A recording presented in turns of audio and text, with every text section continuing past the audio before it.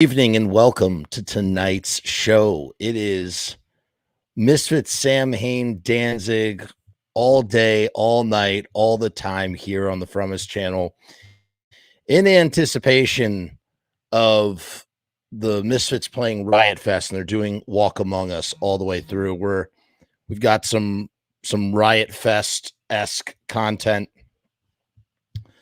Last night we did Danzig 10 things we didn't know about Danzig 1, which was fun. It was that was going to just be a filler episode, and I guess a lot of people seem to appreciate that. What's up, Jagger?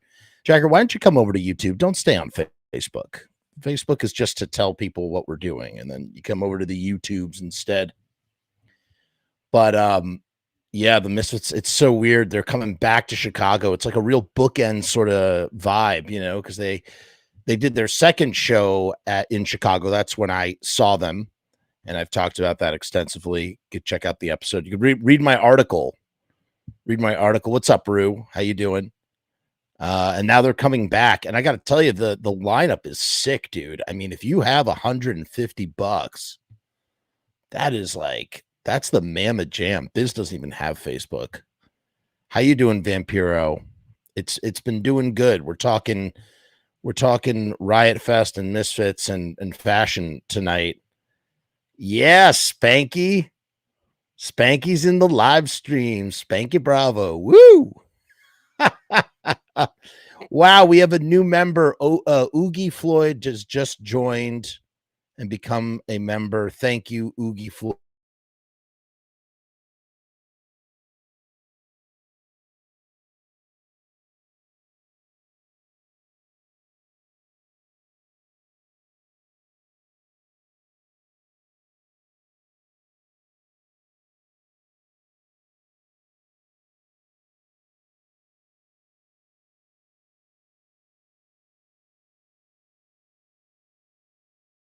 Show that. Okay, apparently I'm freezing up according to Rue. Damn it. Rue, is it audio again, or is it audio and picture? Damn. Hate it when that happens. Thanks for the lookout, Rue. Son of a damn. It is what it is. Let's charge ahead, people. We got to charge ahead. It's both. Freaking damn it. That makes me upset. What are we going to do? Man, I don't have time to figure this out right now. Okay. What? You lost me. Audio and picture. Fuck.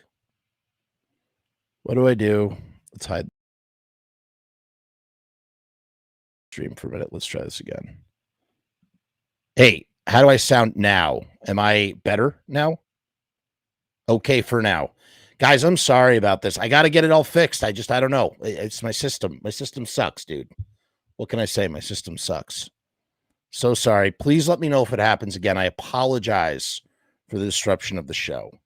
So sorry about that. Hopefully it's our only hiccup for this evening. So yeah, so the Misfits are playing Riot Fest, and what better way to, capitalize, suck on the devil-locked teat that is the Misfits, but talk about anything that we need to talk.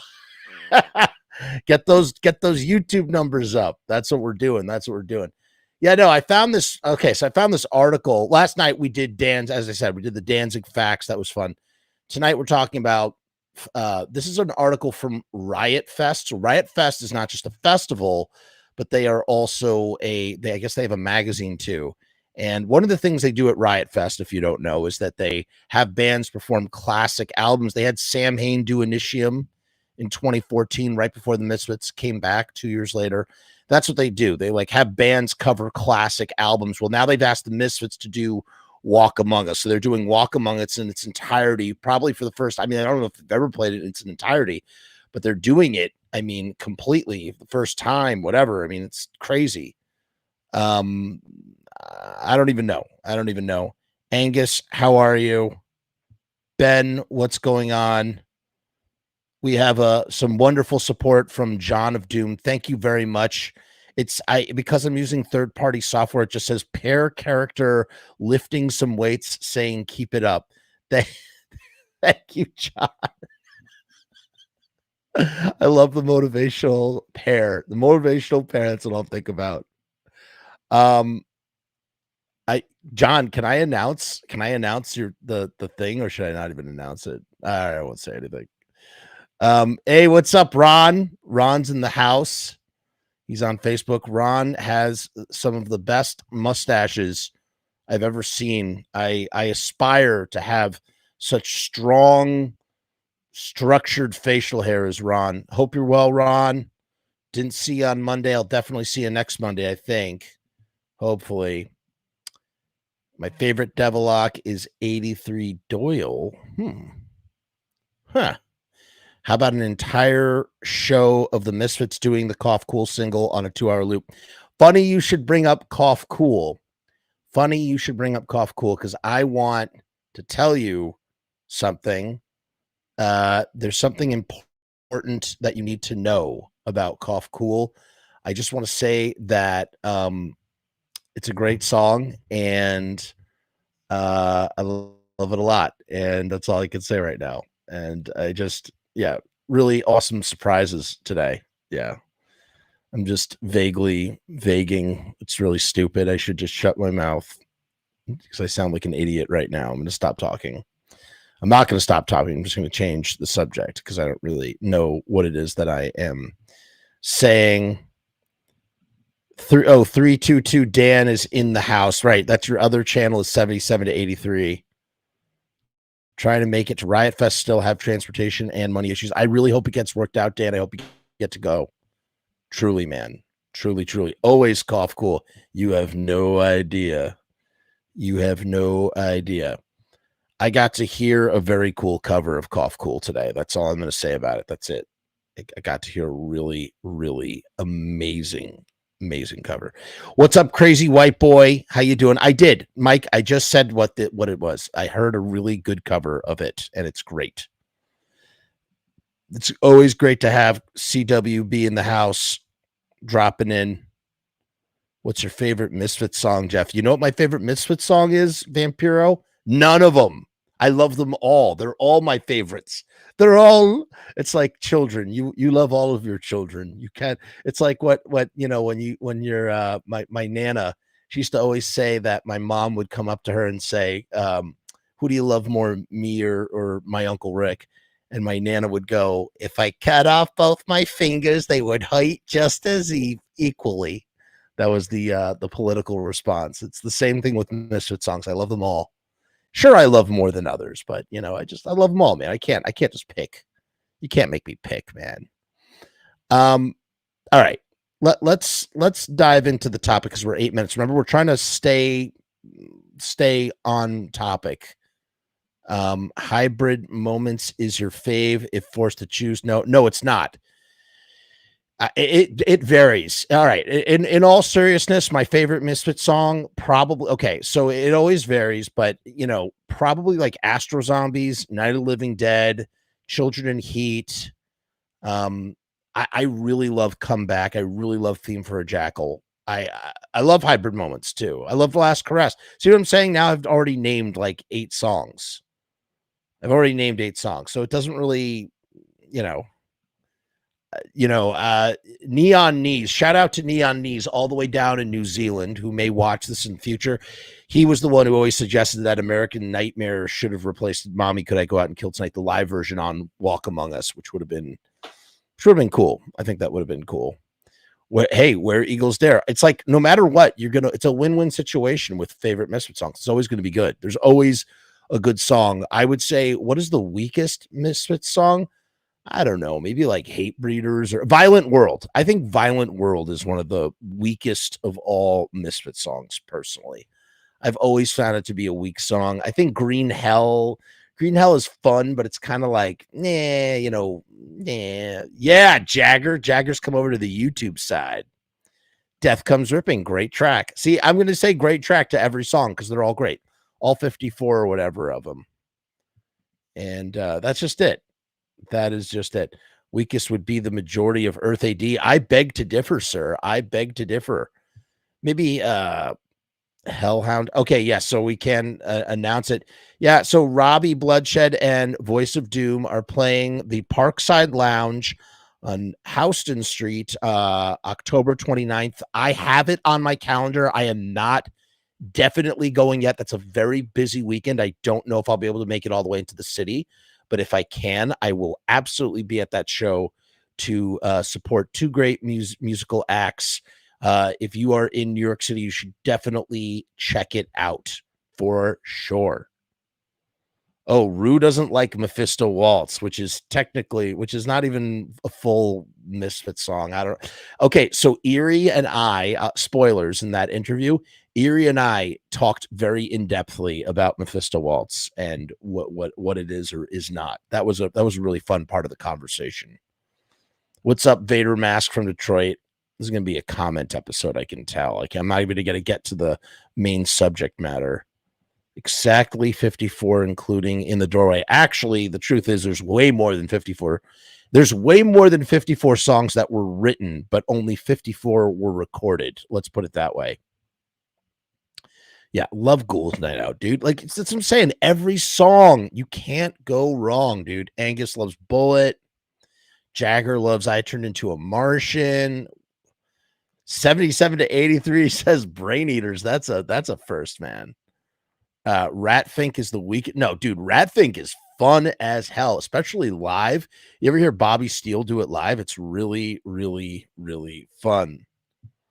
Bloodiest, Mephisto, Blood Feast, Mephisto Waltz, and Spook City, USA. I love all those songs. Erie Part 2. John, Erie Part 2 is coming September 26th. If you are a Patreon member, it's going to be up September 26th. And the next part is coming as well. And again, only the YouTube members and the Patreon members will be able to hear that part. September 26th, so it's less than a week away. It's coming. Wait, is that a week? No, 2 weeks. Less than 2 weeks. It's all set up. It's coming. It's coming. Maybe I'll drop it a little earlier. Maybe. So I'm at 54 released. I like Dr. Five's Rives again. It's fun to look forward to something. No? Isn't it fun to have something to look forward to? And you're like, whoa, there it is. This is awesome. I'm so happy.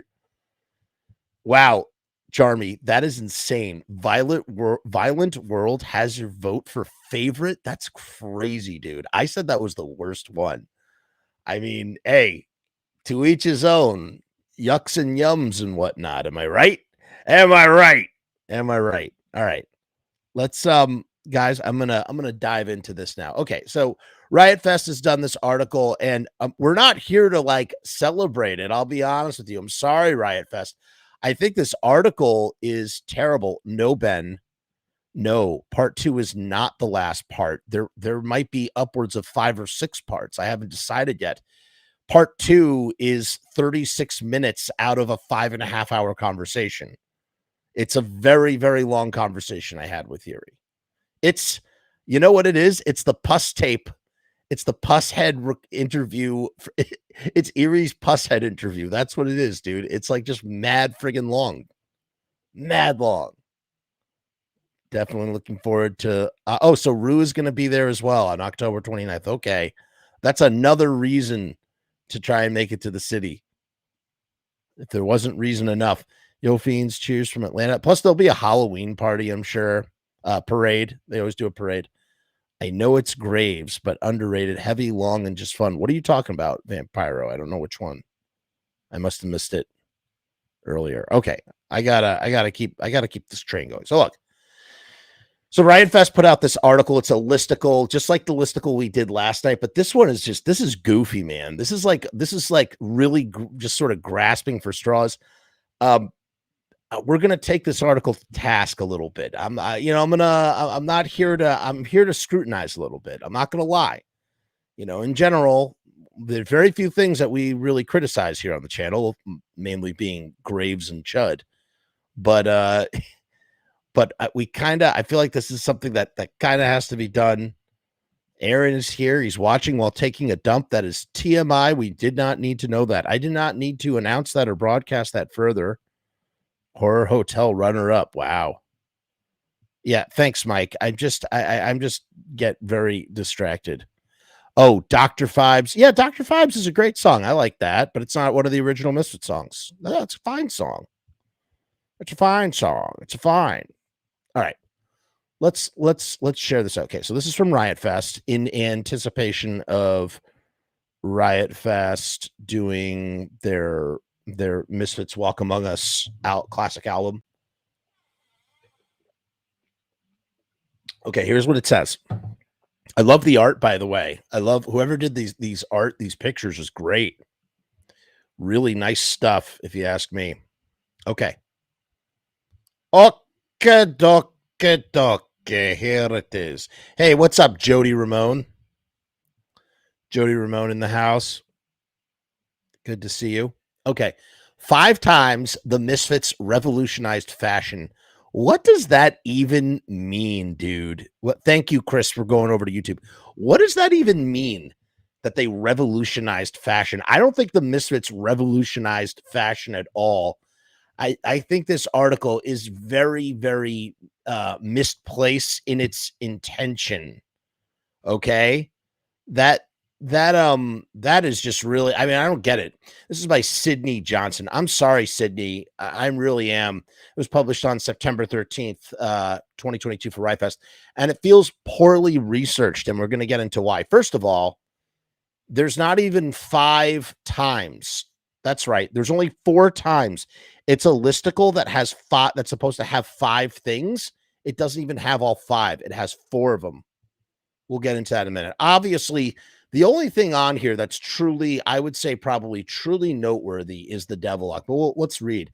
When the Misfits first came out, no one else on Earth looked like them. 4 shirtless atomic mutants who looked like Plan 9 zombies crossed with comic book bad guys. This sounds like someone who doesn't even like does not discern the difference between the 95 Misfits and the Misfits from 1977, man. Because the Misfits from 1977 were not 4 shirtless atomic mutants who looked like Plan 9 zombies. So right off the bat, I just get the feeling that Sydney is either a very casual listener of the Misfits or maybe not even a listener of the Misfits at all and got assigned this article to make a listicle. It's like the worst. It's like a BuzzFeed listicle, but for the Misfits on Riot Fest. I mean, what the hell, dude? 5 times the Misfits revolutionized fashion. What does it talk? I mean, this is ridiculous. Sounds like a Finn McKinty video. Oh, come on. JS really has it in for Finn. They look more like Sid Terror and the Undead. Yeah, Sid Terror has tried to take credit for the Devil Lock, and we all know that that's BS too. We did a whole episode about Sid Terror. Aside from introducing the Crimson Ghost skull to the public eye, I don't know how they could have revolutionized fashion. Although that is, you know what's funny? That is, I got to hand it to Jagger. That is absolutely, totally valid and true in that they didn't revolutionize fashion is the wrong word, but they absolutely created a fashion brand icon, a counterculture one. It's not even mentioned in this listicle. How about that? That's egregious to me, truly. So, I mean, right off the bat, this is just so this, you know what this article is? It's homogenized, man. It's just completely and utterly homogenized for someone who doesn't, follow the nuances of the band, right? Who hasn't poured over every, picture that comes across the internet. And yeah, this article is really it's goofy, man. It's a goofy article, but let's keep reading. Let's keep reading. I'm sorry, Sydney, to call your article goofy, but it is. Since then, their iconic look has shaped fashion around the world as fashion designers and street punks alike have absorbed the influence of every part of the Misfits uniform, from the top of their Devil Lock heads to the soles of their platform boots, dude. The Misfits didn't wear platform boots, dude. They're wearing engineer boots, man. I mean, just like, who sounds more ridiculous? Me trying to correct this, or like the idea that, like, I'm not like a fashionista, but I know the difference between an engineer boot and a platform boot, right? ahead of the Misfits full album. That's like saying, oh yeah, and then he did Sam Hain. It was metal tinged. The metal tinged Sam Hain. I hate that shit. It's just so goofy to me. Ahead of the Misfits' full album performance of Walk Among Us this Saturday, our resident style expert, Sid Johnson, broke down the band's legacy of fashionability. Well, I like that title. That's what they should have called the article, actually. They should have called it Legacy of Fashionability, how the Misfits influenced counterculture fashion would have been a much more accurate and better article title than what they have here. Sorry, Sid. All right. So number one, the devil lock. That is true. I don't know, it didn't revolutionize fashion, but the Misfits are synonymous with this haircut, right? You know someone is doing a parody of the Misfits when they wear this haircut. They're so synonymous with the cut. I see the comments, guys. I'm going to ignore them for a minute so we can actually get through this real quick because it's very short. The iconic Misfits look, the floppy forward swept mohawk, referred to as the devil lock, has defined the band's visual identity since their early days. I mean, again, I guess this person is trying to write this from like a 40-year standpoint instead of a 6-year standpoint, because in the early days, they didn't even have a Misfit. They didn't even have the devil lock. I've heard, people say the devil lock, it's a rat tail in your face. It's a DA, which is also known as a duck ass, which was a 50s style haircut, which is like the coif in the front. It's like the extreme version of the coif. It is like literally one of the coolest haircuts ever. It's mean, it's vicious, it's tough, and it's synonymous with this band. And anytime you see, like in that Danny California, in the Red Hot Chili Peppers, Rip-a-doop-a-doop-a California, Rick-a-tick-a-tick-a-tick, Danny California, Danny California, Rip-a-dip-a-dip-a-dip California. He's got the devil lock style, and we all know that he's doing a Misfits parody, right? This spiky hairstyle consists of a short, slicked back sides and a ridiculously long, greasy center fringe. That's actually a good description, a verbal description. Traditionally achieved with copious amounts of Vaseline. Yeah, I mean, I feel like the Vaseline is the quickest way to get that look and to keep your lock together. You need that Vaseline. I think KY jelly works well as well. Sid notes that we've come a long way since the Vaseline days. I hope somebody has introduced the Misfits to got to be glued hair gel. Yeah, this person is very clueless about this band and its history and the ins and outs. And we sound even more ridiculous for criticizing. I sound more ridiculous for criticizing them. In an interview from the early 80s, Jerry only recalled drawing the inspiration for the style from skateboarders with similar vertical fringes. I've never heard Jerry Only talk about that in any of how many Jerry Only interviews have we looked over? I've never heard him talk about it like that ever. I think what she means to say is he or whoever, it's like a surfer wave, the wave that he's trying to do the wave.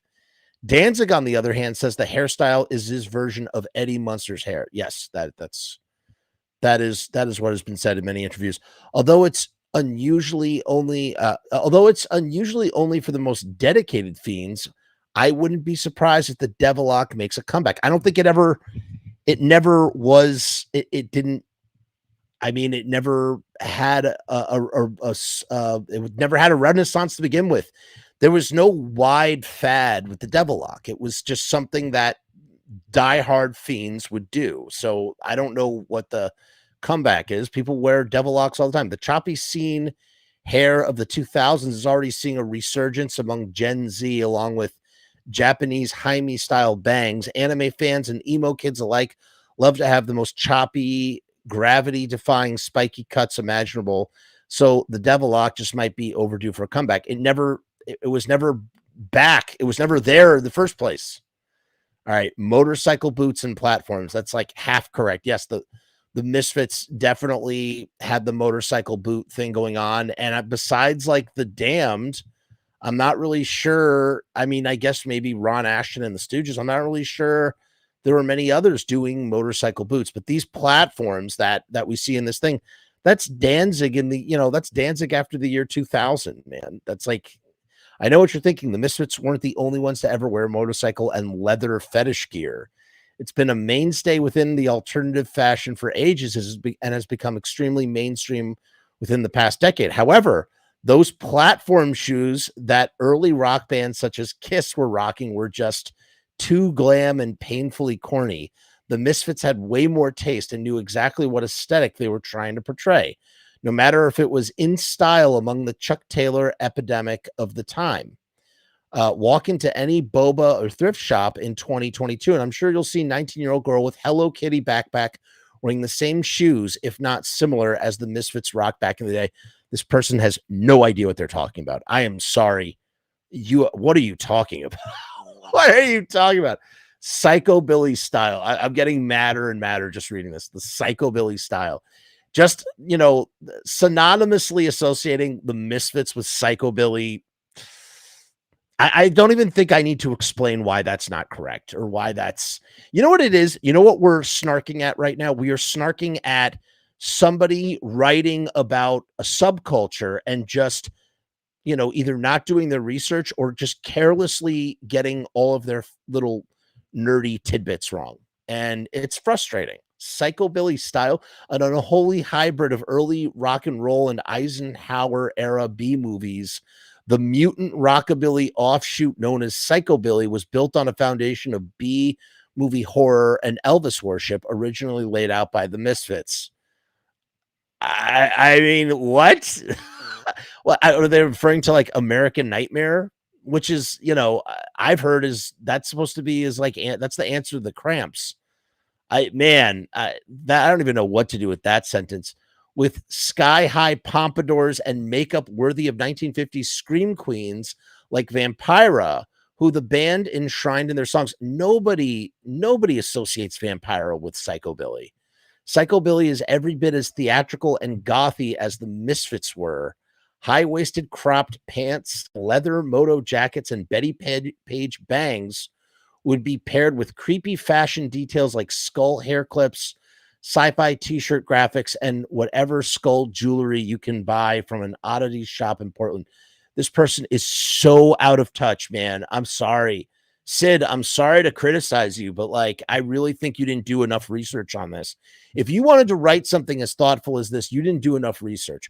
Okay, however, number 3 is spot on, though. The skull face paint. Actually, that's the first thing, because we can't really count the Devilock. The skull face paint, that is something that, before Glenn Danzig, I'm not really sure. Maybe you had a couple of examples, but Glenn Danzig is he's the dude in 1979, painting his face up like a skull, not to be confused with corpse paint. Although I'm not sure how much corpse paint predates 1979. I'm not a metal guy. So if someone who is a metal guy could enlighten me, that would be great.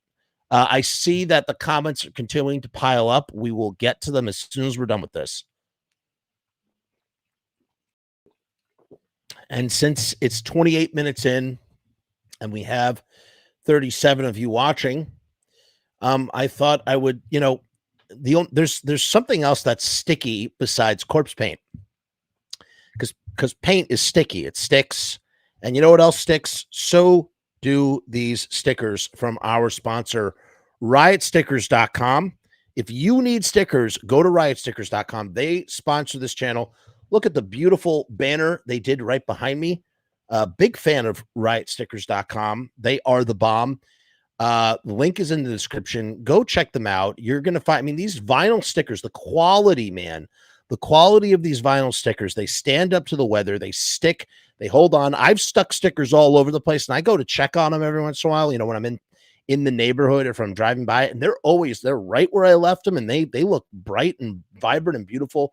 Sharpie Riot is a consummate professional. He runs riotstickers.com. He's wonderful to deal with. Check it out. Riotstickers.com, official sponsor of the Frumess channel. Let's play the very quick video from the Less Than Jake guy. Just one moment while my stupid computer does stupid.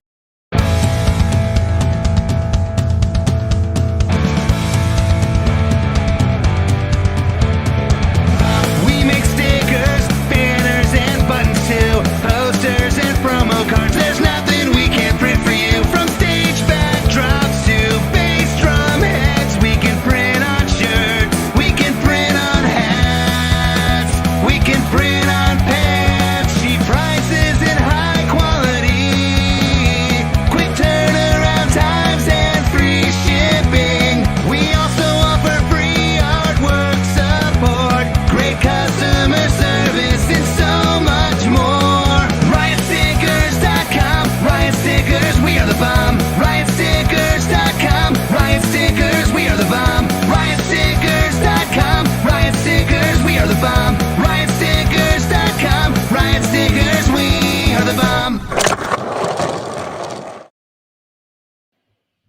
Riot stickers, we are the bomb. Okay, let's get back to it. So yeah, so the face paint, the corpse paint. I'm very curious to know when that is supposedly the earliest corpse paint. But bottom line, hey man, Glenn was there first. The pictures are there to prove it. Irving Plaza, 1979 Halloween show. Show that really put them on the map. Great show, Halloween Monster Movie Club. The signature Crimson Ghost makeup. Oh my God. The signature Crimson Ghost makeup that the Misfits are known for has been rocked by many punk rock bands, especially if you've attended a shitty DIY cover show on Halloween night at the community center in your town. The most popular adopter of this style is obviously My Chemical Romance, who donned an almost exact replica of the face paint during their smashing Black Parade era around 2007. The fellow New Jersey horror nerds often note the Misfits as being one of their main influences, and it definitely shows. This is just so. This is just all. This is nuts, dude. I mean, who writes this stuff, man? Sid writes this stuff. Sid, I mean, come on, what are you doing? This style has trickled down to, you guessed it, even early 2000s emo band. I mean, they're really just they are mixing so many different things together that wore eyeliner and had an unhealthy obsession with vampires. Side note, can men please start dressing like Davey Havoc again? Villain attire. Look at this. Okay, so here's Jerry Only, and here is what's his face from Guar. The Misfits truly dressed like a villainous action figure from the 1980s. Highly structured Dracula collar, leather vests. That's Jerry Only didn't have that. Jerry Only didn't have that, man, until 2009 maybe. I mean, this person just has their stuff all wrong. This would be like me trying to do a show about Kiss's tour outfits. I know that the Kiss Army, Kiss fans, they know everything about Kiss's tour outfits down to the, oh, that was actually from the 1978 tour, not the 1981 tour, the Elder, blah, blah, blah. Like, they know everything. And I feel like it's the same with Misfit stuff. So this is kind of, this is annoying. If you're a horror punk band, if your horror punk band doesn't dress like they're about to dig up her bones at 8 p.m., but has to be back in their bone-covered, corpse-filled underground lair to press the button that begins the world domination plot by 9 p.m., well, then they probably suck. What is that, man? Come on. What kind of writing is that? I mean, really what they're describing is just Jerry Only wearing the leather belt and which is really just a weight belt with spikes added onto it. Richmond-based Riot Fest veterans Guar are the most obvious inheritors of this approach. On the other far end of the supervillain fashion spectrum, though, hyperpop artists are putting a fresh futuristic spin on the style. Arca, for one, sports a cyborg-style exoskeleton on the cover over her highly celebrated fourth album, Kicking Eye. We love a bionic woman. While Dorian Electra courts supervillain energy in photo shoots inspired by everything from the Joker to animated big bads. Man, all right, let's read about Sydney Johnson now. Not to attack, just to know who this person is, trying to understand how this got written the way it does. Okay, there is Sydney. We can't punk trend predictions 2020s. I'm sorry, Sydney. This was not a good article.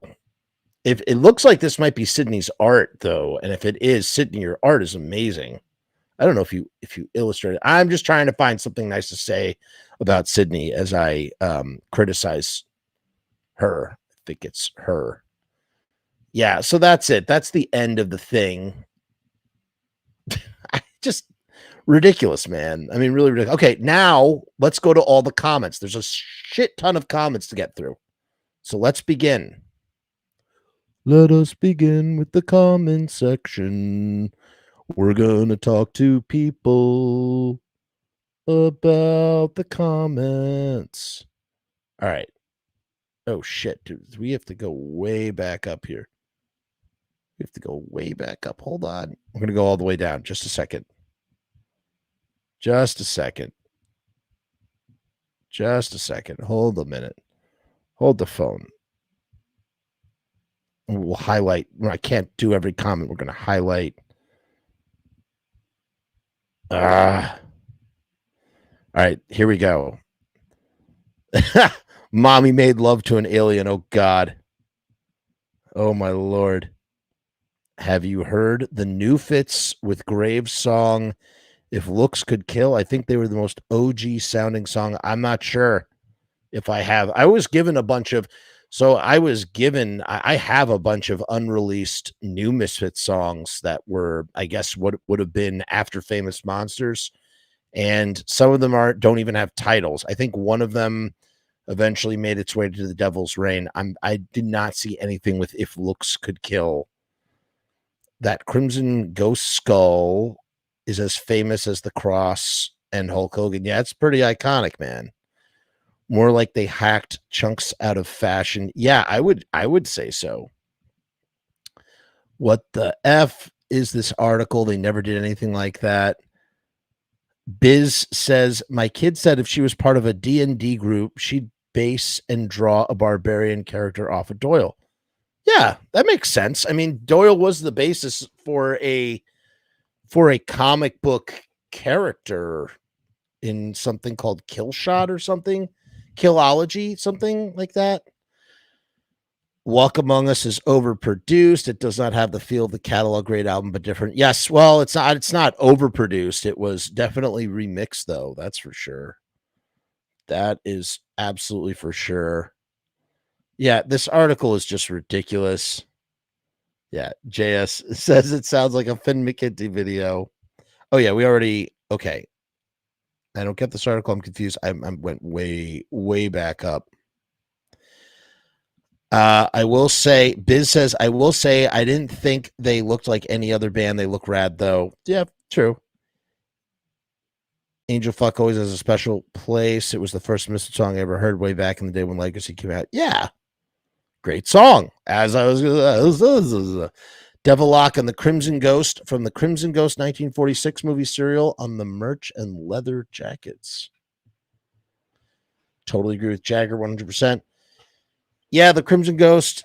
JS says, yeah, the Crimson Ghost is probably one of the top 10 ultimate pop culture images of all time. Second only to the Cross in the US. Like it's up there, man. It is really up there. We wore engineer boots in high school. Engineer boots are cool. Yeah, I was very confused by this article, Biz, truly. Michael says, way too many wannabes jumping on the bandwagon with bad opinions, not really understanding what they were about. I think that you summed it up more succinctly than I. That's what it is. Jumping on a bandwagon with misinformed opinions. How about that? They weren't Kiss. Kiss wore platform boots, right? Angus says, not going to lie, do not give a damn about fashion. Yeah, I don't know. John of Doom says, the fact that they gave the extra effort by dressing up like ghouls or whatever deserves props. Everyone was tired of plain dressed dudes unless their music was intense, like a Minor Threat. Great point, John. I mean, that's a great point. I agree. The Terror Hot. I don't know what that is. Wonder if the author of this article ever saw the cover of Cough Cool. I mean, listen, I don't want to be that guy who's like gatekeeping and elitist, but like I kind of agree with you, man. Like, because it really seems like ill-informed. DLW, what's up, buddy? He says, I call the comb over a horizontal devil lock. It's less depressing. You know, I think I like that a lot. Frumess, it's a Captain Harlock influenced thing though, right? The devil lock? I mean, I don't know. I'm sure that that was absolutely a contributing factor, but we don't actually, none of us actually know. They were just doing it. You know what happens? It's like you're with your friend. He starts doing something. You're like, that's cool. I'm going to do it too. And you just start doing it. And that's probably all what really was. He saw Jerry doing the thing with his hair and he said, I'm going to do my own version of it. And you wind up with that. Whose birthday is it? Happy birthday. Happy birthday to whoever's birthday it is. Mike says, dude, it's so hard to drink out of a solo cup with a devil lock. I bet. Yo, for real though, Biz, KY jelly really does work. When I toured with a band in Europe and the guitar player, he was doing his hair up with KY jelly and it worked. It definitely gave the effect that he was going for. You know what I'm saying? All right, we're slowly making our way through these comments here. I think they meant engineer boots. I think so too. I think Sydney meant engineer boots. I think Sydney really needed an editor, like whoever their editor was, to like be informed about the Misfits and maybe just give some notes. Should have run it by someone who's a fan of the band, because like then you have like a nerd, you have like an internet nerd like me scrutinizing you on the internet. A time-honored tradition, right? It's a nice haircut for sure. It's fun to do, but definitely gets in the way. I had a devil lock in 2020. If you watch the earlier videos, if you watch the first, by the way, we are doing a devil lock fashion pageant. Send in your entries. Take a picture of yourself with a devil lock. It'll be rated. Send in your entries to videobusinessmedia@gmail.com. We don't have enough entries yet, but once we have a substantial amount, we will do it. I know that Biz has already submitted hers. No, every punker I've ever seen wore spiky hair and mohawks. I think I've seen pictures of Darby Crash with a devil lock. Huh. Finn McKinty, don't quit your day job. Yep, Darby with a devil lock and engineer boots. Sean says, I wore a devil lock for half a day. The day it was announced the OG members were reuniting. That's great. Jarmy says that they've sported some form of the devil locks for 34 years. That's crazy, dude. What's going on between the author's temples? Not much of anything, I think. I don't know. JS says Darby had the devil lock because that's how Belinda Carlisle did it for him when she drummed for the Germs. Huh. Psychobilly was the Cramps, not the horror punk Misfits. I agree, Frankenstitches. Good point. John of Doom says, props to the Misfits for going the extra mile for dressing up as schools or wherever people try to play it. Right, we already saw this one. We already read that comment. American Nightmare is Psychobilly. Yeah, kind of. Somewhat. Yeah. Sam Hain, Horseblood or cornstarch, whichever you believe, is very sticky. Speaking of which, we have some Sam Hain inspired t-shirts down in the description. Go check it out. Pretty cool. Pretty sweet. All right. Hey, everybody, just so you're aware, after taking his dump, Aaron is now back and he has Spanish rice to boot. Thank you, Aaron. If you love stickers, riotstickers.com. That's where you go. Riotstickers.com. Riot Stickers, we are the bomb. Riotstickers.com. Riot Stickers, we are the bomb. All right, I'm getting a request for a Danzig impression before the stream is over. I'll tell you what. In honor of our newest YouTube member, as well as John's support with his Keep It Up pair, let's give John of Doom and our newest member the extreme Danzig close-up. Cover your ears. This might get a little loud.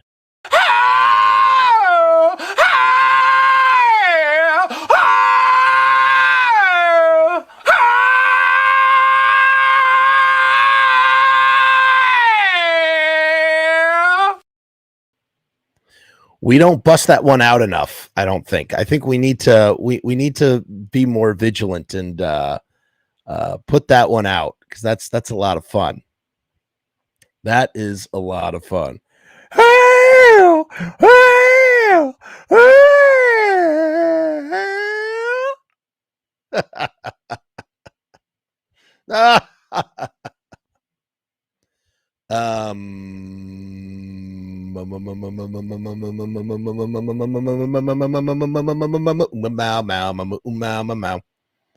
right, so there's your Danzig impression.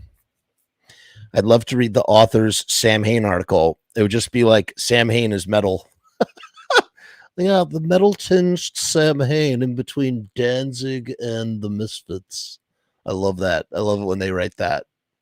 Just completely uninformed. Screaming. What about Screaming Lord Such? Jack the Ripper. Jack the Ripper.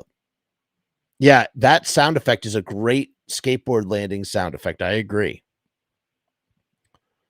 No, that's not me singing. That's the guy from Less Than Jake. And I'm not kidding. He wrote that song and I guess he sings it. I don't know. I'm trying to get through all these comments here.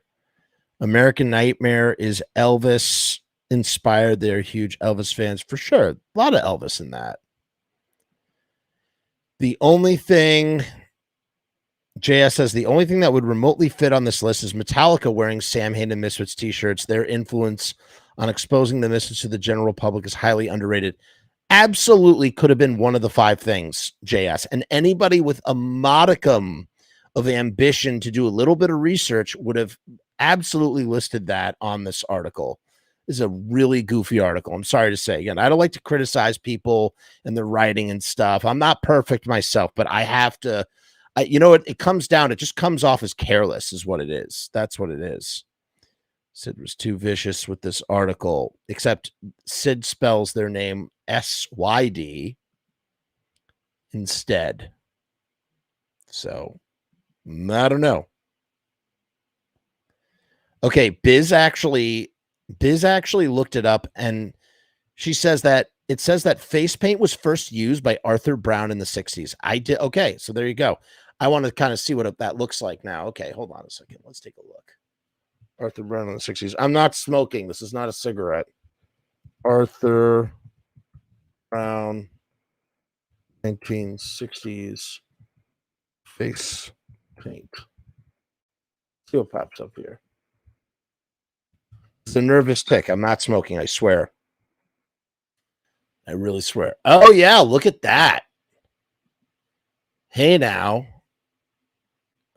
All right. I think we have a winner for sure. Here, let me, and plus, yeah, you have Alice Cooper. Sure. But this dude, Arthur Brown, seems to be really the first dude. And maybe Glenn was aware of him. Maybe he wasn't. Listen, Glenn is for sure one of the earliest. It can't, that 100% can't be understated or overstated. Whatnot. Take a look at this. This is Arthur Brown in his corpse paint, face paint, whatever. Look at that dude. I mean, I would say that is pretty face painty. Very much like Alice Cooper or early Kiss. Oh, Kiss, of course. Kiss, 1973. Kiss, they were doing face paint. You wouldn't call it corpse paint, but they were doing face paint for sure. There you go. It didn't even cross my mind. What's up, what is this? Tyson Johnson. What's going on, man? I'm doing well. How are you? John says, Jeff, get me and John for the Kiss info and stuff. Yes, of course I will. So would you, but John of Doom, would you agree with my sentiment in that you guys know what they're wearing on every tour, right? Or an approximation. You'd be like, oh, well, he wasn't wearing that studded collar until this tour or that tour. And I feel like it's the same with Misfit stuff. Tell me if you agree or not. Dude soaking meat in Corona beer. What? All right, Aaron is kind of lost it. He's saying, dude, soaking meat in Corona beer is super worth it. Whatever, man. Whatever floats your boat. It's not for me, but if it's for you, that's fine, dude. Do whatever, do what makes you happy as long as you're not hurting yourself or anybody else in the process, right? The person writing the article kind of comes off as a jerk a little bit. A little bit. I don't know if I want to straight up call him a jerk, but definitely like uninformed and careless in their research. JS says, I can imagine someone showing this to Glenn as he smiles reading the title and then getting angry and crumpling it up. Yeah, maybe. Or maybe he just wouldn't care at all, you know. Here's the thing. I am not about that. Like, if I see somebody wearing a Misfit shirt and they don't know any of the Misfit songs, I don't care. That doesn't bother me at all. That's not what bothers me about this article. What bothers me about this article is that there's just clearly a lack of research, and the article comes off super just uninformed. And I'm almost embarrassed for Riot Fest as well as the author for just not knowing, enough to write a coherent article that anybody with even the smallest knowledge of the Misfits is going to read that article and go, this doesn't make any sense. That sort of thing. That's what it is. If somebody doesn't know the Misfits are, but they're wearing a Misfits shirt, I'm like, yeah, isn't that a great skull? Well, guess what? This is what I would say to someone. I wouldn't say name me 3 songs. I'd be like, hey, I was like, yo, so funny you're wearing that shirt.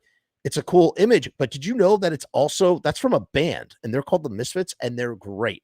And if you like punk rock, you'll love the Misfits. Just tell them about the band. Tell them why it's great and friggin' recommend some songs. I mean, come on. Everybody finds out about something a certain way. John of Doom wants everybody to sound off at their age and show how old they are. He says he's 55. I am 36 going on 37 in November.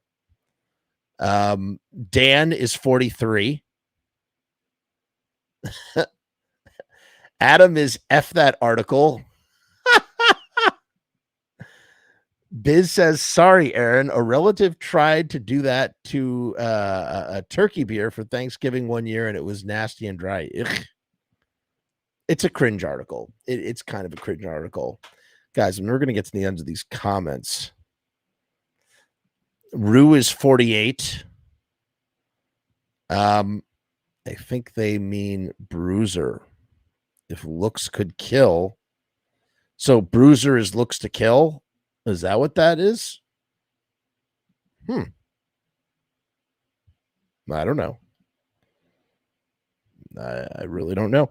I saw a Misfit sweater at Hot Topic, says Biz. It was expensive and felt scratchy as hell. Did you try it on, I'm assuming? Our Hot Topic is gone. Doesn't exist anymore. A Danzig ugly. Jarmy has a Danzig ugly sweater. Michael says, Jesus and the Mary Chain Psycho Candy would have been just as cool as the Misfits if they had done the dark evil thing. Huh. How about that? Has anyone seen a video of Glenn falling on his ass while playing Astro Zombies? No. Send it. I want to see it. The cover of Cough Cool looks like the T-Birds from Grease 2. That might be one of the greatest comments that I've ever read off of YouTube, ever. Oh man, smoking a bowl with the devil lock falls into the bowl itself. Oh, that would be so bad. That would be a nightmare. No matter how many comments I go through, the comments just keep coming, man. I mean, I appreciate it, but at the same time, I need to get through the comments. I only have a devil lock when I get out of the shower. Yeah, I mean, everybody does devil lock in the shower, right? Durr. Happy early Halloween, John of Doom. Can we all agree that Halloween actually kind of starts on September 1st? The Halloween season begins on September 1st and culminates on November 1st. That's my opinion. Angus says, in the 80s, I had a skinny lock with a shaved head and a rat tail. All right.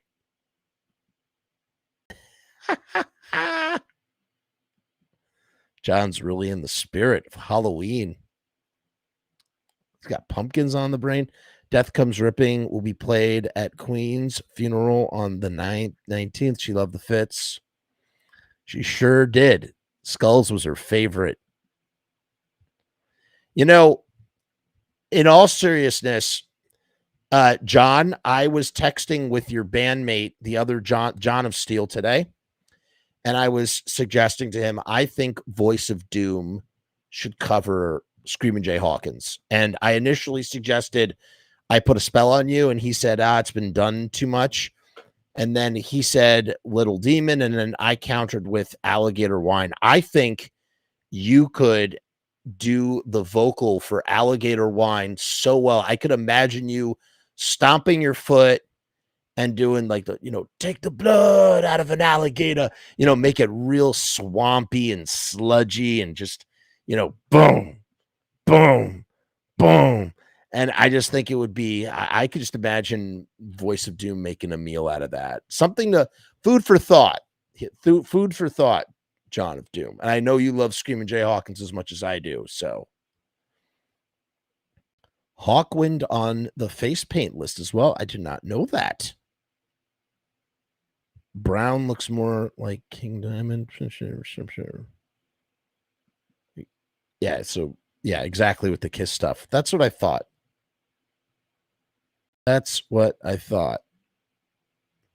Will the Bullet lyric analysis be uploaded soon ever? We've actually, if you can find the episode, I actually broke down some of the lyrics in Bullet. We've done 2 lyrical analysis shows with Rusty Murdergram and Robbie Bloodshed, and there will be a third one. We're going to also venture into Samhain and Danzig territory. Just haven't gotten around to doing it. Don't worry, there's always time. Those are really fun shows too. Really great audience shows to like what we're doing right now, where we're trying to come up with the thing. It's a lot of fun. That is a lot of fun. In my opinion, Kiss is a ripoff of the New York Dolls. Oh, thanks.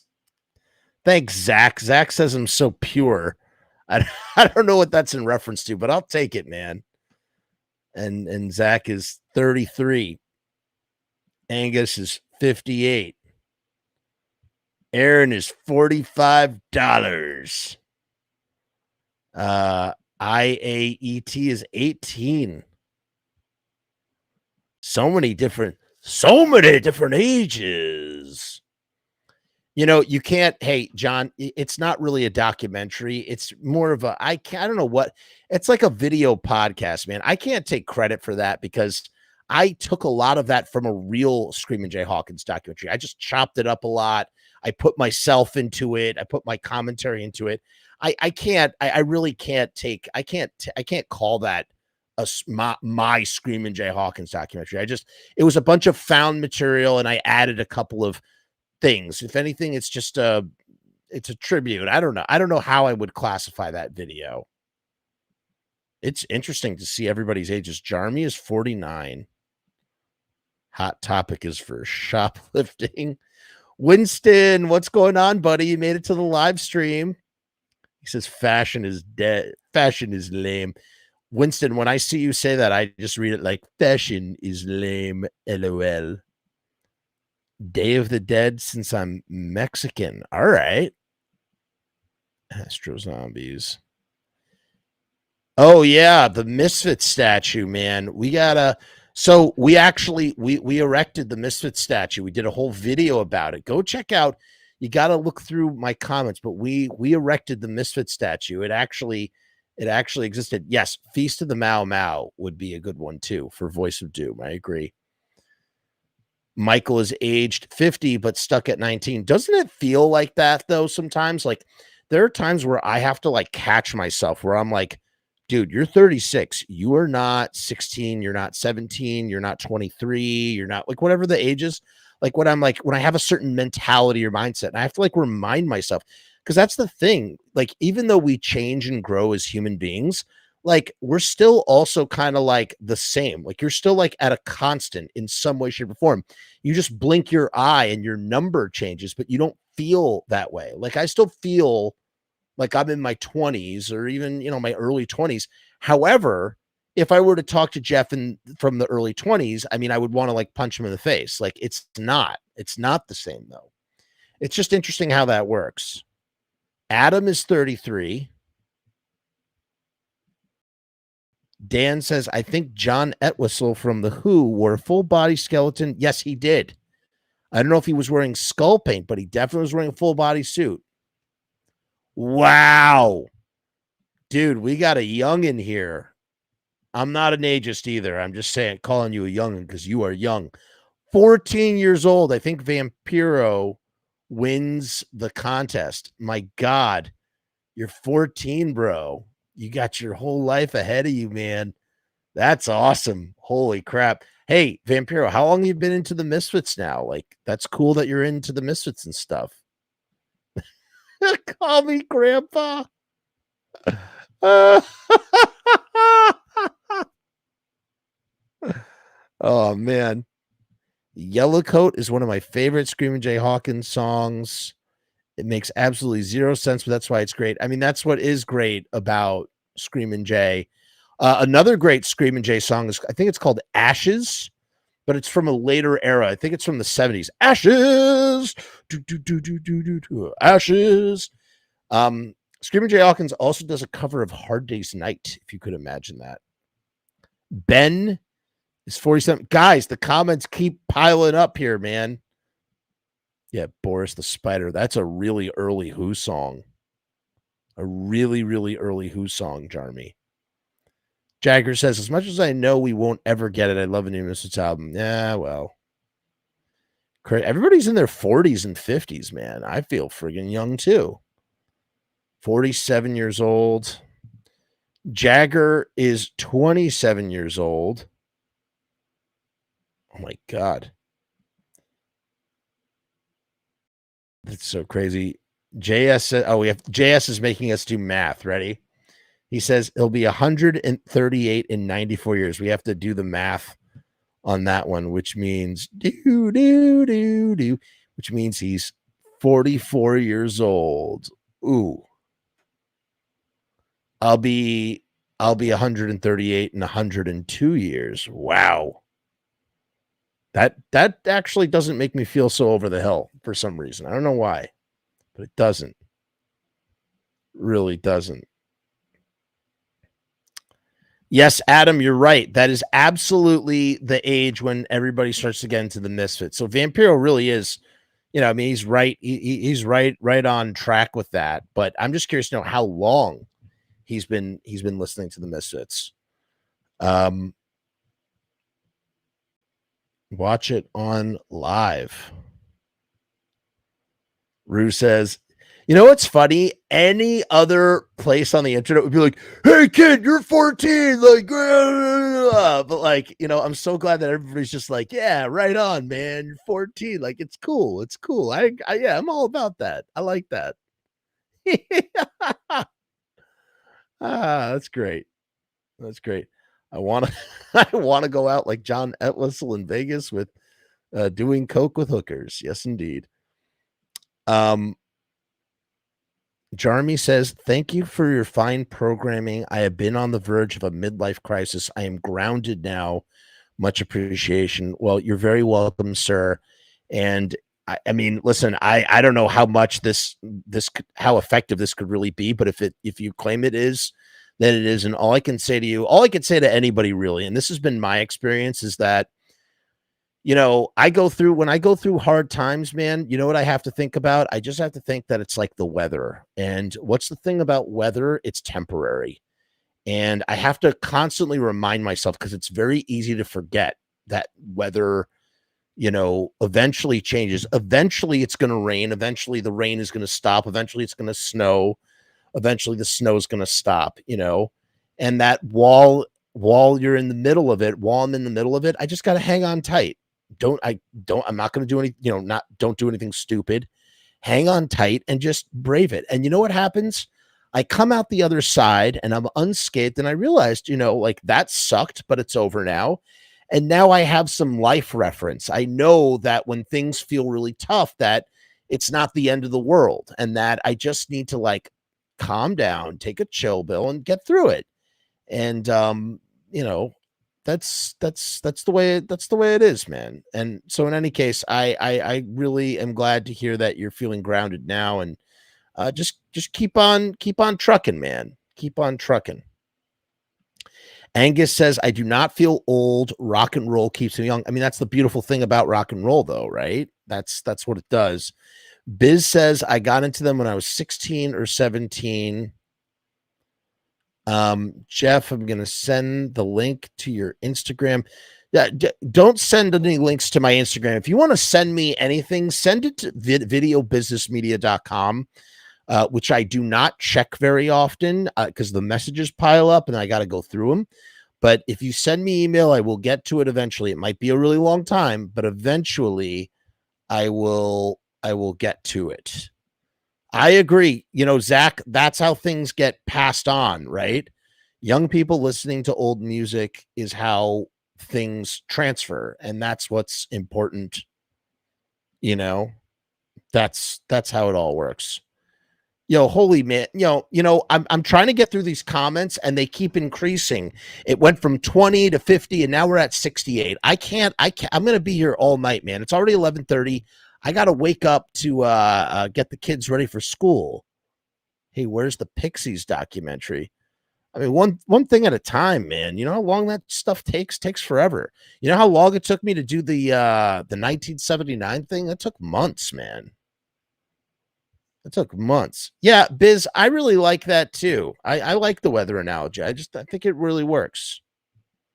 I think it works. Flan works as well.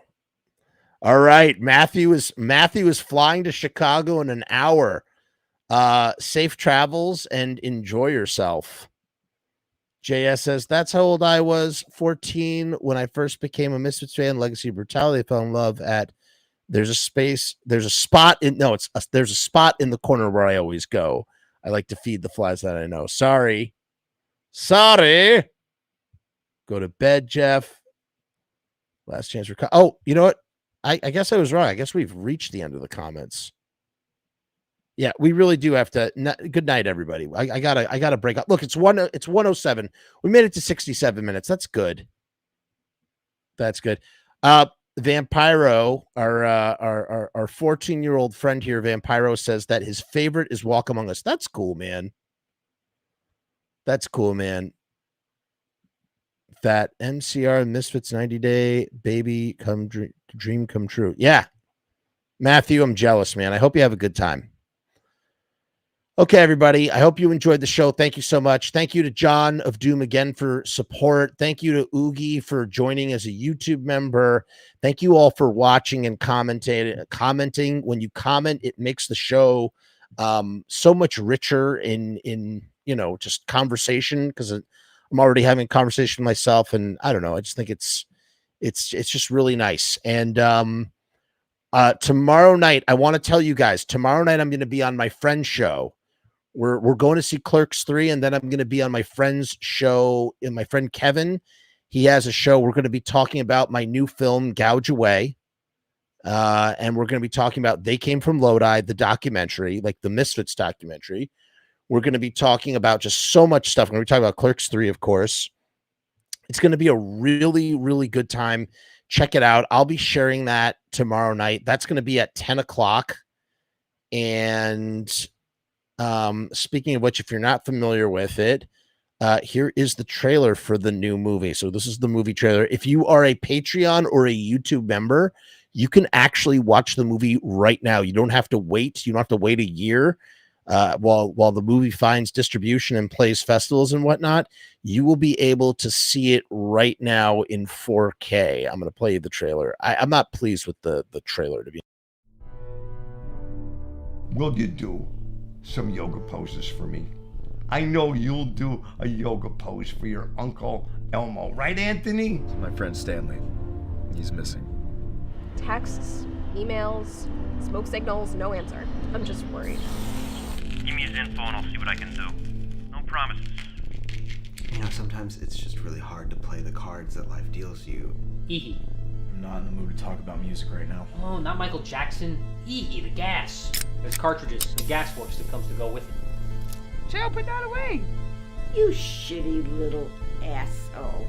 Who the fuck do you think you are? Tony the Stamper is back and bloodthirsty for territory. You call that a fucking play? You're gonna whip you, motherfucker. You never came back here. There will be blood.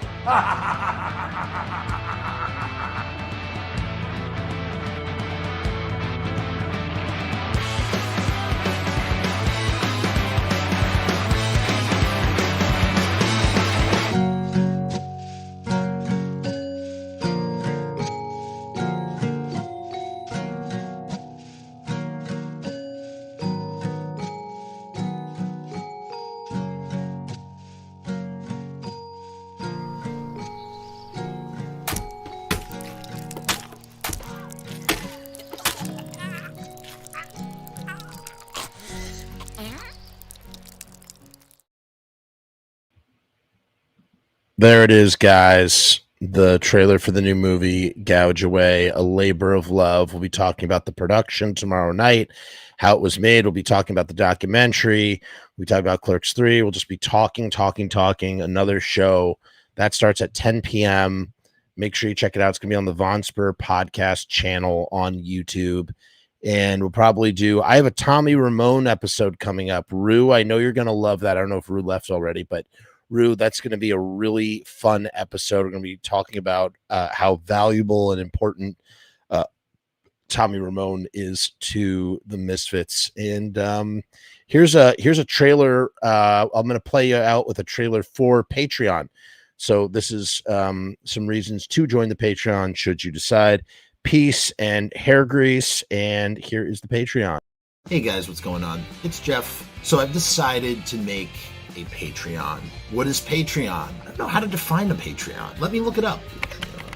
Patreon is a membership platform that makes it very easy for creators to get paid for the things that they're already creating. I want to do it full time. I want this to be my full-time job. In my efforts to make that happen, I've set up this platform. Is it going to work? Is it going to be successful? I don't know, but I would rather try and crash and burn than not try at all. The goal is to create enough passive revenue so that I can continue to do this full-time, uninterrupted. Why? Because I love to do this. I love creating content. I love making videos. I love shooting films. I love doing podcasts. In case you couldn't tell, I love to talk and I never shut the fuck up.